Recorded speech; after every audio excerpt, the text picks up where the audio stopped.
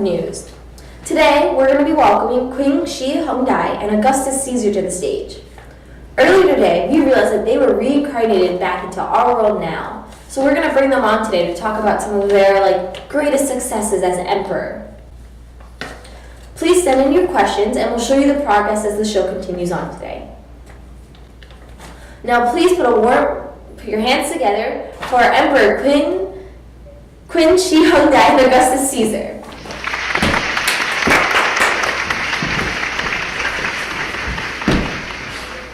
Welcome guys, it's so great to have you on the show today. So guys, earlier we had some great footage of you guys exploring our new park in Washington Square.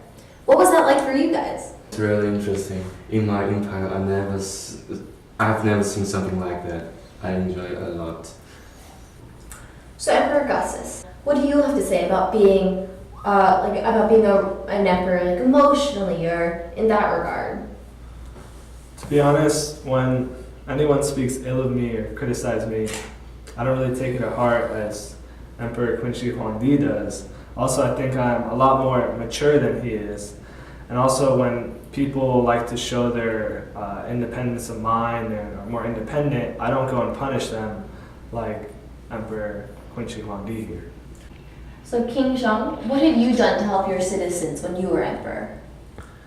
我花了20年的时间去统一天下，征服了其他6个国家，而且我在我国家所有地方都建起了城墙，去保护我的子民。我把他们的武器都没收了，所以我的国家会变得很安全。Emperor Augustus, when you were emperor, what did you do to help your citizens? Well, I've organized stations full of men to watch for fires, cleared the Tiber Channel as a precaution against floods, and I've restored ruined temples to create a place of worship. And you were mostly well liked by the lower class of your people, the plebeians, is that correct? By all classes. Actually. All classes. All classes. Patricians, doesn't matter. And you helped, keep the peace in Rome and, end civil war between Mark Antony and all that? Yes, I did. Alright guys, we're going to take a little commercial break right now and we'll be right back with the show. I can count on you like 4, 3, 2 and you'll be there, 'cause that's what friends are supposed to do, oh yeah. Welcome back to SF News. We're going to continue with our questions for the 2 emperors. Next up, in your own opinions, what have been your greatest military successes and failures? I'll go first. I never felt the need to invade a country unprovoked in order to increase the size of my empire. And I was strict on my men to ensue that they would follow my orders, unlike someone here sitting here with us. So yeah, that's my response. King Zheng, what about you? What do you define as your greatest military success or failure? 首先，我是历史上第一个皇帝，统一了整个中国。然后我南下征服了甘泉和谷口，那是2个非常难征服的地方。然后我还攻陷了晋和魏这2个大国，他们拥有着非常肥沃的土地，所以我觉得吴大维是在这一点上不及我的。So Emperor Augustus, in your opinion, what type of ruler did you see yourself as? Well, I like to think of myself as a man of the people. I see myself as caretaker of the republic and first among equals. In fact, when given the opportunity, I denied the title father of my country. And I absolutely hate when people call me their lord. And Emperor King Zheng, what impact did you make on your city? 大家都知道这个交流还有这个交通是统治我的国家非常重要的一部分。我让所有文字统一化，我们只用同一种文字，不像以前7国用不同种的文字，所以这样让人们更加容易的能够学到知识和交流想法。然后我标准化了所有的计量单位。然后这有利于我们的这个商业更繁荣的发展。我所做的所有的这些改变都是为了让我的国家有一个长远的繁荣的倾向。So your biggest impact, I guess to say, was that you unified China. For the seats that you took over, you unified them in a way that they hadn't been. 是的。And Emperor Augustus, what was your biggest impact on your people? Well, going back on a point that I'm an emperor of my people, I did the same, as in, like, I urged wealthy citizens to fund public monuments. I gave subsidies to those crippled by debt, and I upkept roads and buildings. In times of food shortage, I supplied grain to my citizens at a very cheap rate and even occasionally for free. I even tried to make my citizens more moral. I set laws in place that discourage adultery and bribery, encourage marriage in large families, especially among patricians. And also I found Rome built of bricks, and I basically clothed it in marble. I left it better than it was, and it's, yeah. So I guess that is to say that instead of unifying your empire the way that King Jong had to do, you were bettering its economy and the living standards of the people. Exactly, yes. All right. I wanted the people to respect me and also love me. I think I did that. All right, next question. King Jong, how did you make sure that when you were emperor, your laws were respected? 我所做的决定都是非常不容易，我也考虑过很久的。What did you have to do? 一开始我是烧光了所有其他名家的书的，因为我不希望他们这些古老传统的思想去影响到我的子民。但是谁知道他们不听，他们一直反抗，所以我把460多个他们这些名家的学者都给活埋了。我也不想这么做，但是为了我的国家长远考虑，我只能这么做了。因此我觉得这个方法还奏效的，所以我就是通过比较暴力、比较直接的手段去让他们臣服于我的法律。So emperors, in your opinion, was it better or is it better to be feared rather than loved? 我觉得吧，在我统一中国之前，在这样一个狼烟战争四起的这种混乱的场面里，我需要，即使人们都很害怕我也要带给我这个国家中国和平。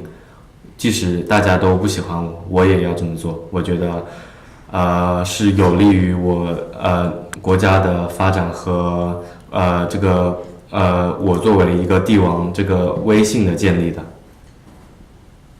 Thank you. And Emperor Augustus.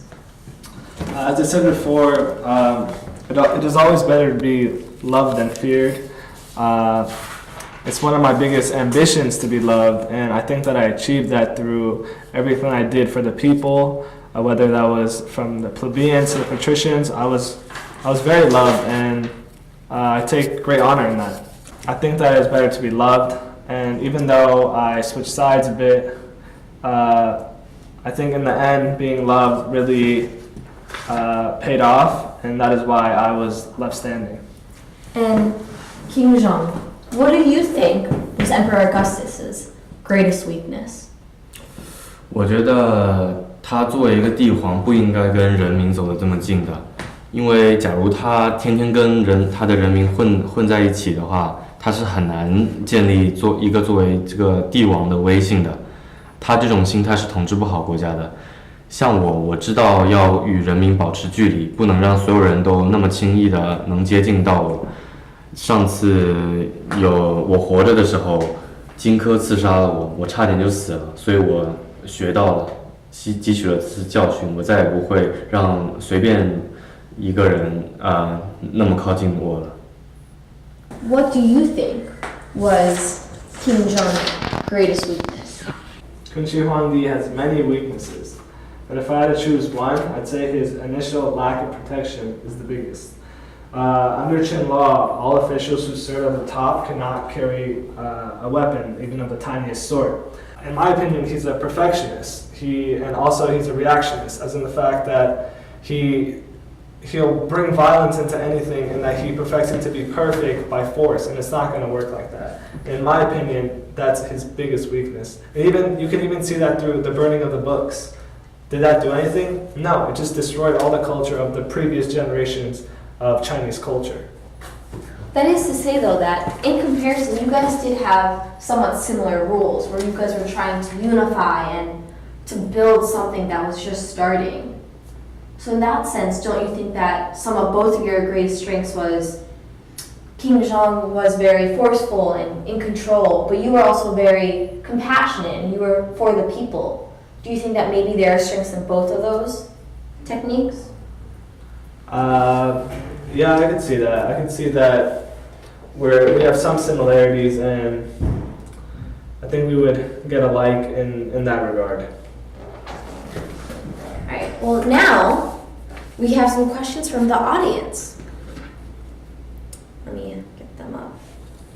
Huh? Alright, the first question from the audience is for Emperor Augustus.